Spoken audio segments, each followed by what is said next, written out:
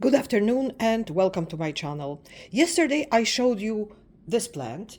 It's a Gasteria bicolor variety, Lilliputiana, and I told you that the word Gasteria, the name Gasteria, comes from the shape of the flowers that look like a little bit like stomachs.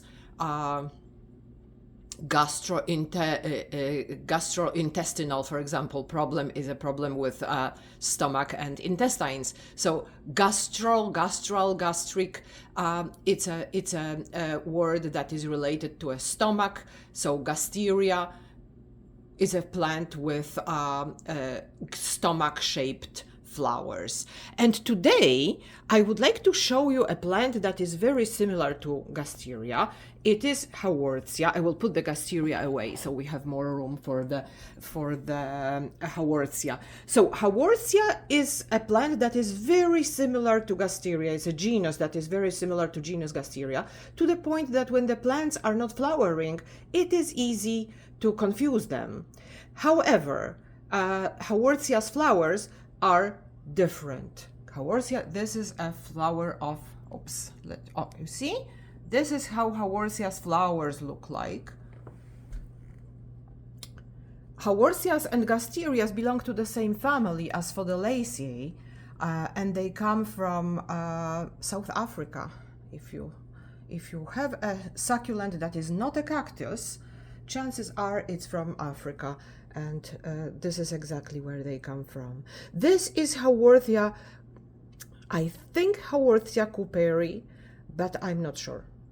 When I got it without a tag, without a name. I was trying to check on the internet what species it might be. I think it might be a cooperi. It might be a hybrid. I don't know, but it's a nice plant, except it's not as beautiful, it's not as perfect as the Gasteria I showed you yesterday. Look, the plant itself consists of many stems, and it divides itself by creating new stems. So the stems are here, this is a stem, and there are roots growing out of it, and this plant, this particular stem originally was shorter, and the leaves were growing close to the soil, close to the ground. And then it got elongated, just like here, even more. The leaves are dying, the closer to the base of the stems, the leaves are dying, and the plant is growing longer and longer, and it doesn't look as attractive as it should. So what I might do, I might cut the stems close to the ground and then make them shorter and root the plant and plant it again, so the leaves are closer to the soil, closer to the substrate. Okay, just like with Gasteria, the yesterday's Gasteria, the stems, not the stems, the spikes, the flowering spikes, the flowering stems, the stems on which the flowers are growing are very, very long, and the flowers, here is a spike that is only opening. So the flowers open at the base first, and then the spikes get longer and longer, and the flowers are developing further. And the last ones to open are the ones at the very tip of the spike. Okay, so these spikes, this spike is still in buds, so is this. So the first flower to open will be the one at the base, and then the spike will get longer, and the plants will keep opening, just like here.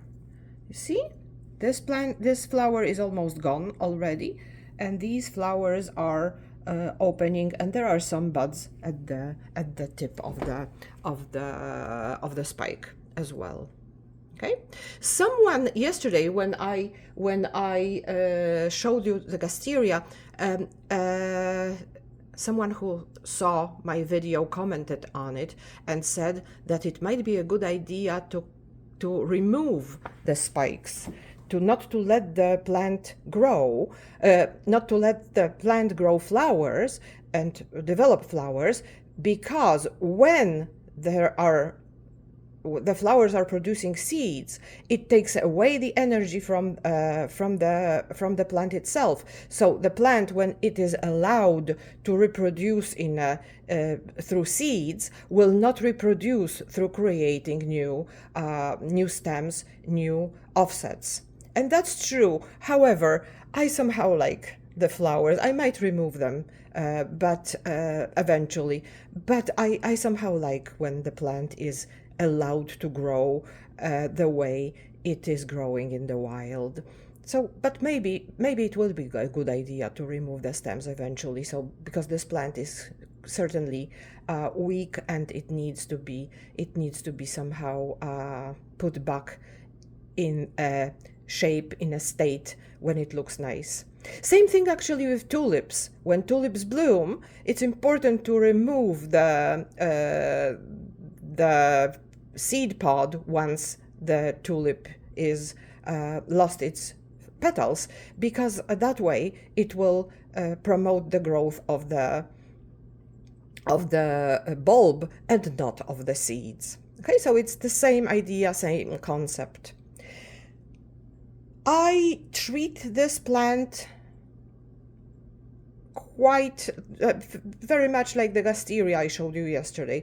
I water it regularly in the summertime, about once a week. I make the soil soaked completely once a week, and then I let the soil dry, and once the soil is dry, I water it very heavily again. I don't let this plant in the summertime to stay dry for a longer time. However, in the winter, it's the opposite. I do water it heavily, but only once in a very long while, maybe once a month. Okay, so during the winter months, the plant is not watered often. And I keep it also in a room that is not heated, so the temperature is lower than room temperature in that room, especially at night. When it's sunny, it's a south-facing room, so when it's sunny, it's warm during the day, but it's sometimes about even 15 degrees Celsius there at night, especially during the winter time when the weather is cold. Okay, I fertilize it just like the Gasteria. I shared with you my little secret that I soak banana peels in water, and I water the plants with that solution. It works like magic. I'm not sure whether it's better than commercial fertilizer or not, but I like it. This way. I don't trust commercial fertilizers. I'm always afraid that I might overdo it and overdose it.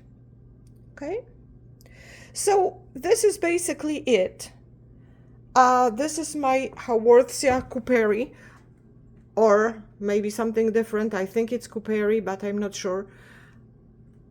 I hope you like it. Even though it's not a perfectly looking plant, I think it's a decently looking plant. I think it's a plant with potential, let's put it this way. Okay? Thank you so very much for watching my video. Have a great rest of the day.